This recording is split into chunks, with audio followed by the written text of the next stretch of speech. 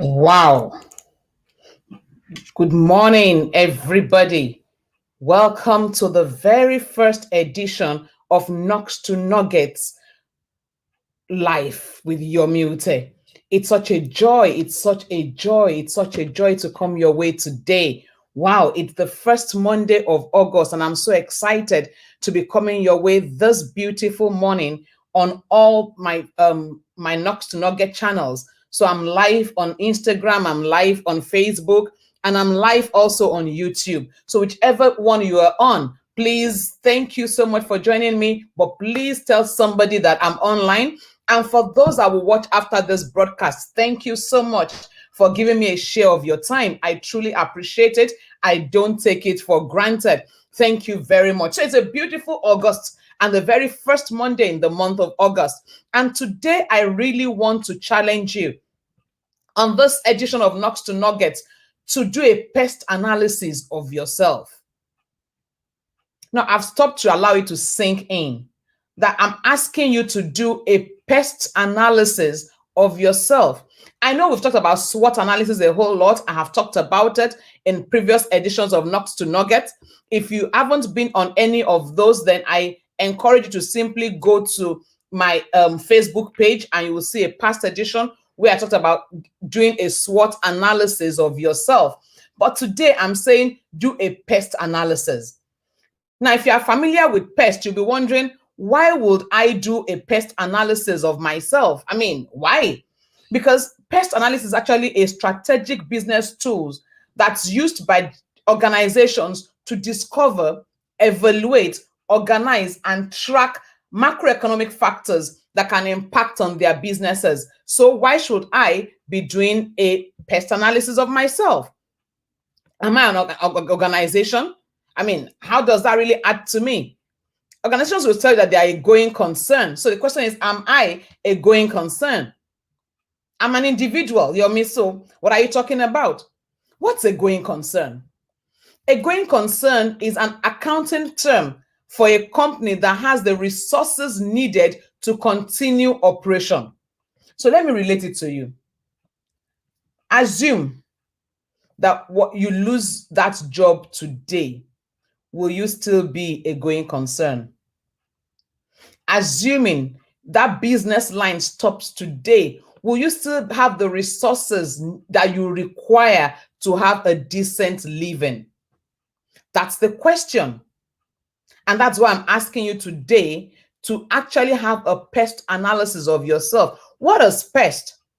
PEST, the P is an acronym. The P there stands for political, E, economic, S, social, and T, technological. How does this affect me? Now, what are political factors? Tax policies, employment laws.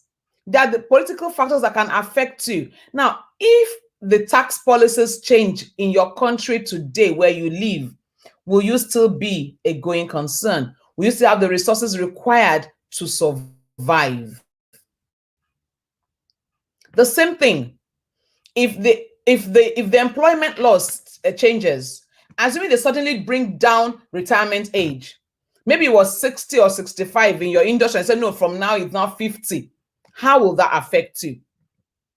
That's what you need to answer to yourself today. How will they affect me? Economic factors, I mean, that's very, very obvious. Inflation rate, interest rate, unemployment trends. There are things that are facing us today. They are stark realities. So if the inflation rate doubles up, that erodes on your income, will you still have enough to survive? PEST analysis. Social factors, cultural aspects, age distribution. Which demographic are you serving?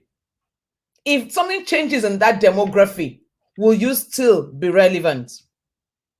Technological factors, I mean, that is so glaring. Technological factors, we all know it. Things changed suddenly with the advent of COVID. And new people that will tell you before now, they cannot do any banking transaction online. They're afraid of being scammed. They're afraid of this. They're afraid of that. Everything must be paper done. Everything must be a check or a cash. They won't even do a transfer. But then the pandemic came, there was a lockdown, and everybody automatically went online. Now, if that is happening in your industry, will you still survive? So if you must survive, if you must be a going concern, like I said, if you must live beyond today, stop whatever it is you're doing and ask yourself these relevant questions. Do a PEST analysis of yourself. Now, PEST and SWOT would go together. When you discover your threats, ask yourself, where are the gaps that I can fill in?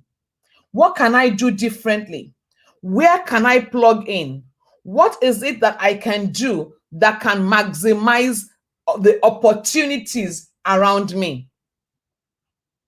It's rightly said that hope is not a business strategy. So yes, I agree, pray, and I do pray. Fast, and yes, I believe so much in it, and I fast. You need the God, you need the God factor to be on your side. When you have prayed, when you have fasted, what's next? Hope is not a business strategy. You need to get up and do something. God will give you direction. It will nudge you. However, you've got to do the work yourself. God is not going to do that work for you. Life will not give you what you wish for. If wishes were horses, fill the gap. So life will not give you what you wish for, but life will give you what you demand, what you deliberately take, what you get up and do. That is what life will give to you. So if you must succeed, you must take deliberate actions to succeed. You must be intentional about what you're doing. You must do it intentionally. You must get up. You cannot jump any process. Life believes and respects process. If you jump up, you are coming down. But if you grow up, you will stay up. That's the thing about process. So don't think of jumping the process. Ask yourself, what must I do to succeed? How will I make this process work for me? That's what you need to ask yourself. When you have carried out a PEST analysis of yourself, what factors actually affecting what's going on in my world today? What are the political factors, the economic factors, the social factors, the technological factors? What are they? How do they really affect me? What should I begin to do differently to ensure I plug into the right place? Then ask yourself, do I have the requisite knowledge? Are there trainings I need to go for? Are there things I need to begin to do now?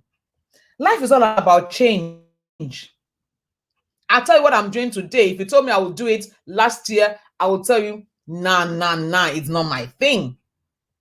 And that's the truth. I'll tell you it's not my thing. I'm a behind the scene person. Don't bring me in front of the camera. Those who are close to me know it. Each time there's something to do in front of the camera, then I'll look for every excuse not to do it. I remember something. Let me share this story with you. I think it was 3-4 years back. I can't remember now. I had an assignment to do in church. And I was going to church. And can you imagine? Just looking for how to dodge that assignment. I was asking myself, what if I have a flat tire and I cannot make it to church? Won't somebody else do it? What if somebody hits me from the back? Can you imagine that thought? What if somebody hits me from the back? At least then I cannot do it. And that would be a legitimate reason not to have done it. And I started thinking of different things I could do to avoid a 10-minute assignment in front of the camera. I had to catch myself and say, how can you be wishing yourself evil because you don't want to stand in front of the camera? Who does that? Well, I did. But I didn't want to stand in front of the camera. I didn't want it. So I would do every excuse. So if something happens now, I can call the guy in charge and tell him, sorry, this is the challenge. I can't make it. I had to catch myself. I said, no, go do it. You can be afraid, but do it being afraid. Fail and fail forward. You will learn from it. When you have done that analysis of yourself, also ask yourself, look around you. Who can you learn from? Let the events happening today speak to you. Who can you learn from? Who is doing something that you need to learn from? Who is doing something that you need to glean from? My grandmother used to say something, said there are two types of people in the world. There are those that learn only from their own personal experiences. Until it happens to them, they never learn. And there are those that learn from other people's experiences. And she says that our own child is the one that learns from other people's experiences. Let me break it down. So you are driving on the highway, a bit of distance with the car in front of you, and you see the car run through water, splashing all over, getting into its engine. When you're approaching that place, because you have seen what happened to Mr. A driving ahead of you, then you learn to slow down and gradually drive through that pool of water. Because the sun is shining, you didn't know it was a pool, or you didn't know how deep it was. But the guy going ahead of you who ran into it has shown you how deep it is. You slow down and drive through that water carefully. Will not be stupid and totally out of sense. You saw Mr. A drive into that water and poof, you also decide to run. You've seen that it's a pool of water. You've seen the depth, but you still choose to run into the water. Can you imagine that? If mercy spoke for him and his car didn't break down, that mercy will not speak for you, you're down. You know why? God expected you to have learned from that person's experience. So when you are doing a SWOT or a PEST analysis of yourself, you're also looking around to ask yourself, who has gone through this path and what can I learn from them? Don't be that person that must learn from your own personal experience. Learn from other people. We're in a time and a season that change is happening so fast. Things are changing so fast, it's unbelievable. But it's also that time and the season that you need to adapt. You need to learn. You need to learn some things you have learned, and you need to relearn something. Don't sit down and wish that things would change. Wishes never change a thing. Get up and do something. Get up today, this first Monday of the month of August, and decide to do something. So that's it today on Knocks to Nuggets. Thank you to every single person that joined live on Instagram, live on Facebook, or live on YouTube. And for those that will watch after, thank you so much. It's a journey that we are starting, and let's take this journey together. So I want to ask you a favor. Share this video, like it. If you stumbled on this page perchance, please follow me on that page. Ask your friends to like that page as well. And don't ever forget it. You are not an island, neither am I. And that is why together we win. Have a glorious working week ahead. Have a beautiful day. God bless you so much. I love you. I appreciate you. God bless you. Enjoy your day.